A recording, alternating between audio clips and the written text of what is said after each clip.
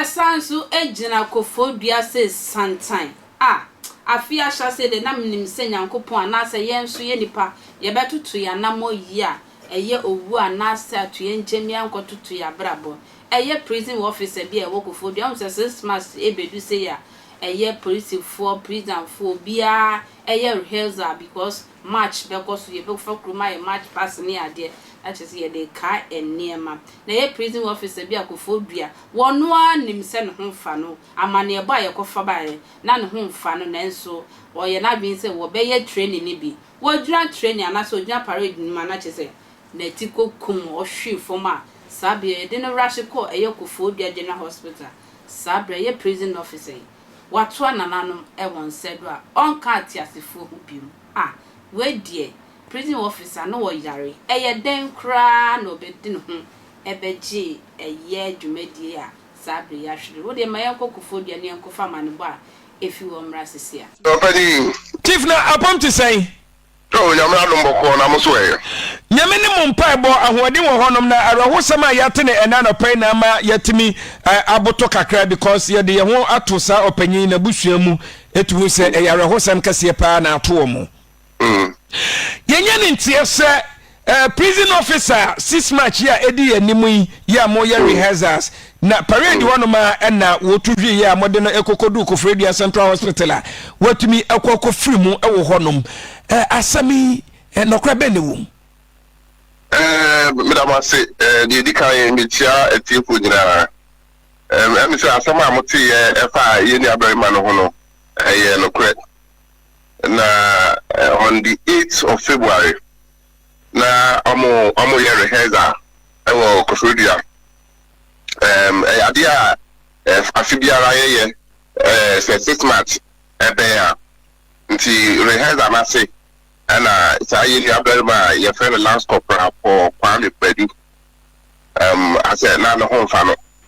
nti o security permission e free lines ni na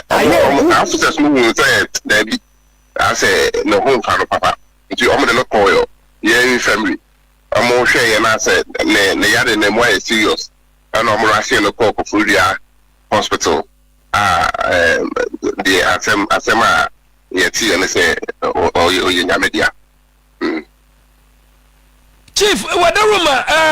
sa opanyi ya wafiri mu no na wo obi a wo yare bi e wo ne so dada anase ansa na wo ba for sorry hazards no kra no na yare bi hihye ne ho dada na wadi kan complaining e na mo for so na asa chinchina won fa me sorry hazards no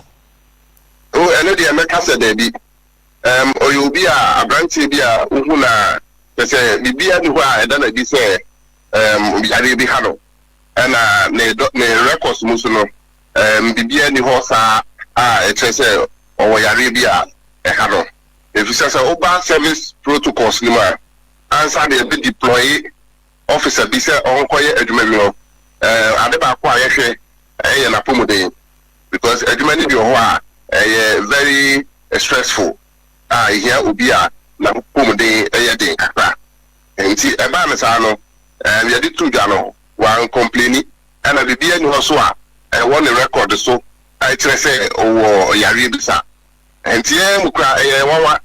se bibisa e course ba se ye ni pa idire bibi atimisi enti na ya anti asemode nti eno achire kura no the officer in charge of Kofodia prison omo maka no obia ko check in blood pressure se na be ya se obi wo mu a owo problem bi ono ankasa kra woni mu a sa medical assessment abema yehu na yetimi take the necessary precautions. Chief, periodically no aya na sa medical assessment no moma wo moye because yare de enshada na aba ewo mu a etumisi enti no in line of their duties no aya na moma wo moye bibi etesa ya was our service policy no oko every prison facility ya wo baby a friend infirmary almost every Thursday yeah educative officers say check on vitals or blood pressure or sugar level ni na ya mo check and what you can ya yetainya ekueku so esa eba be check officers health status and that of the inmate nti se eba sa accommodation hwemu ne dia ya dia ekoso ye pa ewo ye facilities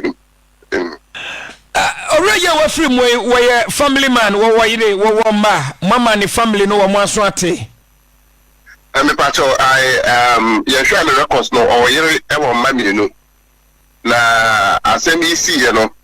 me say ye protocol chere say entampanara ye tro ebo ye director general amane na busia so na ya bo mamane na sise ye wo ho no na ye di atudwo.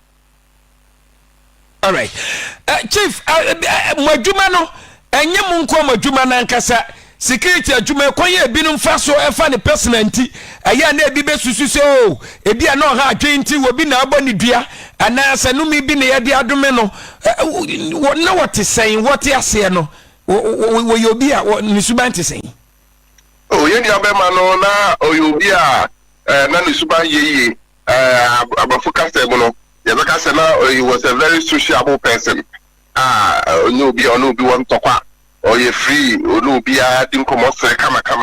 Enti, educrat say, maybe the supino, entina, bibi Hana, Wanga, if we say, you'll be a no be a ye be abo. Enti, ye need say, ye be bisa, but the woman say, ya fan of the say, Yama. Officers will be taking the serious say mramre so no obe check your health status na say the baby how will be home because you need say blood pressure you friend a silent killer check your one among kaye preoccupy nti me say bibi sana